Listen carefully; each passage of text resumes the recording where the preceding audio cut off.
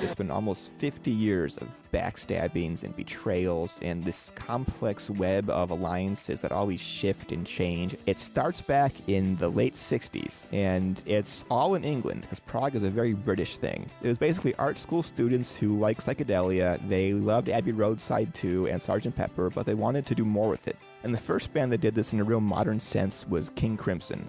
And the guys in Yes love King Crimson. And just go through the cast of characters. John Anderson is the front man of Yes. He's a short guy with a really high, soaring tenor voice. His buddy Chris Squire was the bass player. Peter Banks was the first guitarist. Tony Kaye was the first keyboardist. And Bill Bruford was the drummer.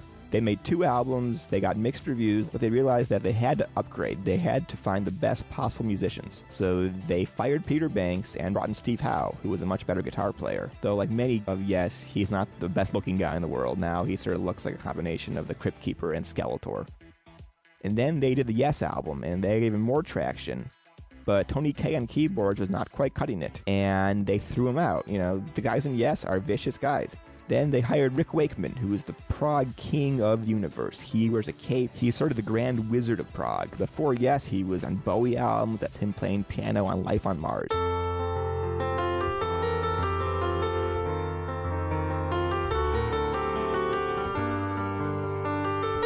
He's fucking awesome. And this era is peak Yes. They made Fragile and Close to the Edge, which are arguably their 2 best albums. This is prog rock at its most epic and grand.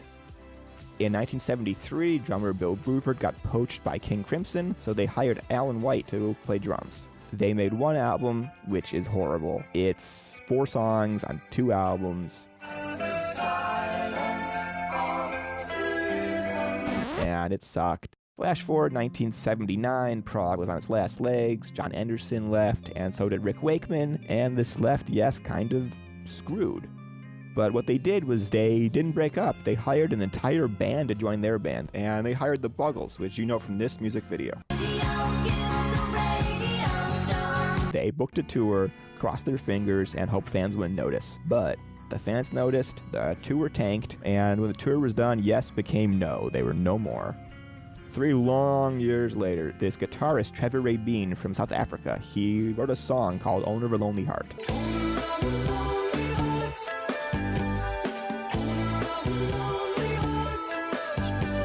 And he was going to start a new band called Cinema with Chris Squire, Alan White, and our old friend Tony Kaye. But the label said, hey, if that's 3/5 of Yes, we should just bring in John Anderson, who's a better singer anyway, and call it Yes. So they did it. They recorded Owner of a Lonely Heart with John singing. This was a very different sound than 70s Yes. It was poppy, it was fun, it was bombastic, it was a huge hit.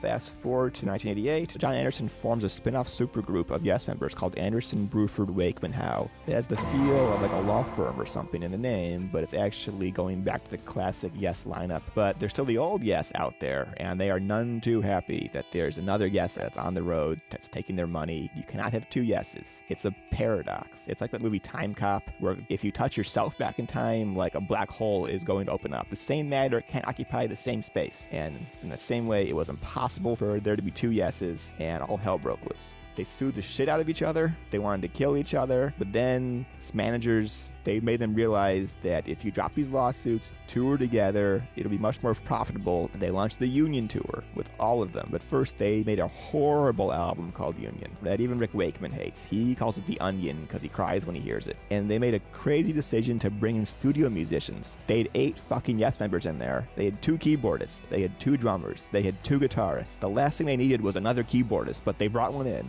It was fucking crazy, okay? Don't listen to Union. Union sucks. Okay, I'm going a bit off here. All right, so it was a weird time. It was a brief time. When it was done, they broke up.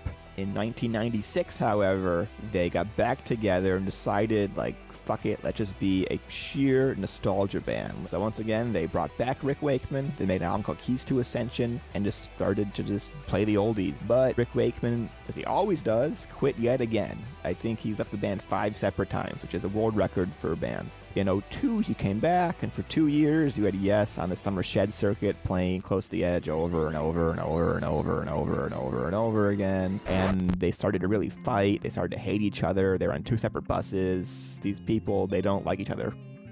In 2004, Yes just crumble like a bucket of shit once again. It couldn't have gotten worse. John got sick and he had to go disappear for 4 years and just like be at peace, not being Yes anymore. But then in 2008 was a moment of hope and change when Obama ran, and then Yes came back. Yes! But this wasn't really Yes, because John Anderson was gone. They got so sick of waiting, they were like, fuck it. So they hired Benoit David. He's a French-Canadian guy from a Yes tribute band called Close to the Edge. Best day of his life is when Yes called him up. It's the dream of every tribute band singer. It's like a movie rock star, whose score was done by Trevor Rabin.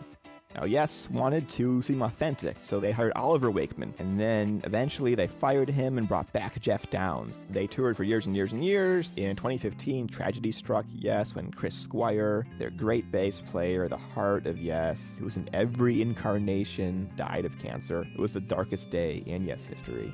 But they carried on. By this point, John Anderson had recovered. He was healthy, but he saw his old band, they were on tour with somebody else. It was heartbreaking. And so he formed a new group called Anderson, Rabin, Wakeman. And they began touring, playing old Yes songs, and they were sort of the real deal. This is 3 members of Real Yes versus 2 members of Real Yes on tour. And so you go and see Yes, there would be like Skeletor and 4 randos. It was ridiculous.